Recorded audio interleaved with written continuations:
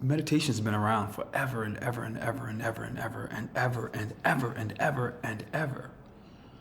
But it's become prominent. And I thought that meditation meant I had to sit still and be quiet and focus and block out any noise. And I learned meditation doesn't require any of that. And I'm sharing this with you because I didn't learn it until I trained for my 50. I didn't even know I was meditating, to be honest with you. But here's what I learned. In doing something hard, I had to find a way to make the routine. What I mean by that is I had to get my body to just move like it's supposed to. I had to get to the place where I was doing the routine over and over, developing the discipline to the degree that it became automatic. Now, that was important because if you're ever taking on an endeavor, like I did the 50-mile ultramarathon, at some point, if you don't get the mechanics down, the process of doing it right, or find the rhythm that's required to get it done, it makes the journey so much harder. So instead, I began to study my mechanics. I began to look at, okay, it's just one foot in front of the other. I know that's literal, but I mean, that's all that it is. So I had to find a rhythm. We call that pacing in many instances. We had to learn to set our pace. For example, somebody might run a 10-minute mile. That means they're running at a speed that every 10 minutes should be a mile. Great marathoners, a guy in Chicago, unfortunately, recently passed away. He just broke the marathon world record by finishing it in Chicago in 2 hours and 1 minute. 26.2 miles in 2 hours and 1 minute. Do the math on that. How fast do you think he was running per hour? A 10-minute mile is not very fast at all. In order for him to finish 26 miles in 2.1 hours, 2 hours and 1 minute, how fast do you think he was going? Let's guess. Was he running at like 15 miles an hour? No, it took him 2 hours. So he was running at about 13, 14 miles an hour. Have any of you ever biked 13, 14 miles an hour? That's insane. Oh my God, that's insane. But that's what he did. He was running at a rate of about 13 to 14 miles per hour. So a 10-minute miler, you're not doing that. You're doing something a little bit different. The reason why this is a big deal is because he had to train to get to a pace that he knew that would reach the time that he was aspiring to. Now, because he's done that, in the next 5 years, so many people are going to break the 2-hour barrier for a mile because he was so close. This goes back to why it's important that you maximize who you are, because you don't know what it's going to do for the rest of society, but you may be the chosen one to get us there. We just need you to show up, because if you don't show up, then it gets delayed another 5 years, another decade. The purpose, the goal for your life not being reached means other people suffer. This is always the case. There's never been anything short of that. That's why it's so freaking imperative that you show up in your life. It's not enough just to get by. It's not enough for you to just do what everybody else is doing. You're watching this channel because you know you were cut from a different cloth. And I'm here to push you because I know it too. So when I was looking at where I wanted to go, I had to get my body working in a rhythm, almost like a machine. I literally had to get it in machine mode. So I had to figure out, okay, what time did I want to run? For me, that meant I had to get down to around 7-minute miles. 7-minute miles or lower when I'm speed training. That means I would have finished the marathon at around 3 hours and 15 minutes, something like that. Obviously, don't judge me because I didn't have a 2-hour goal. I was not willing to do that kind of work. But let's look at his work for a second. That meant he probably spent time on a treadmill running at a certain pace over and over and over again, getting his body to test it.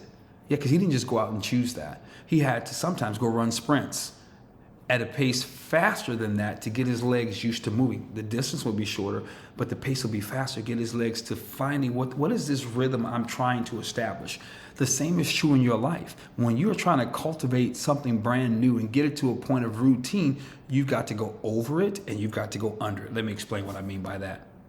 If this is the goal You've got to train over it and you've got to train under it. That's actually how I got to the 50 mile in the first place. I knew that in order to successfully run a 26.2 mile race at the pace that I wanted to, I needed to go over, run longer distance, and under, run shorter distances at a much faster pace that would show me getting there a lot faster, so that I would find myself somewhere here in the middle. Distance on one end, speed on the other. And once I found that rhythm for my training, I got the basics down to a rhythm. That's when I found meditation. Because it not only required my physical mechanics, and I'll sprinkle this in now, I'll probably talk about it in another video. I had to learn to breathe. I had to learn to get present and breathe at the rate my legs were moving. People say, trainers will say, you don't run with your legs, you run from your core. I'm gonna do this in another video because now it's not the time for me to break this down to y'all.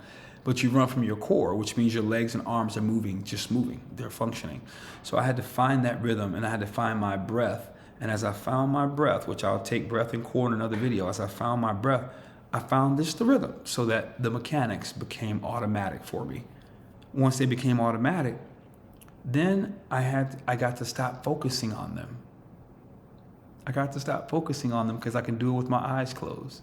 And when I got to stop focusing on them, I discovered sunrises. And in those sunrises, I noticed every day was a little bit different because I was present. And after a while, I never got bored with the sunrise. So once the sun was up, it was up.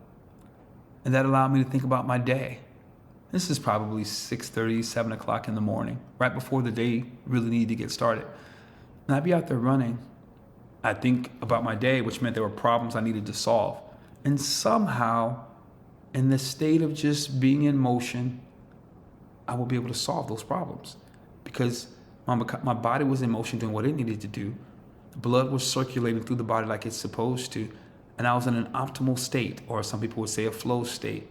So I could solve my problems. I could see them and solve them, see them and solve them. And this would happen day after day. Sometimes, though, it wouldn't happen right away. Sometimes it'd take me about 3 to 5 miles in to find that rhythm because my body was just felt funky for whatever reason. I could have slept weird, maybe not enough nutrients, but my body would feel funky, and it'd take 1, 2, sometimes 3 miles to really warm up and find that rhythm. But once I found the rhythm, meditation would kick in. And what I found is that in the meditation, it was almost like I was slowing life down. Because remember, I wasn't trying to control my body. I was allowing my body to do what it does on autopilot. And I would just sort of block and see and clear pathways. Okay, how am I solve that? Oh, I'm gonna do that. Okay. And what's that gonna look like?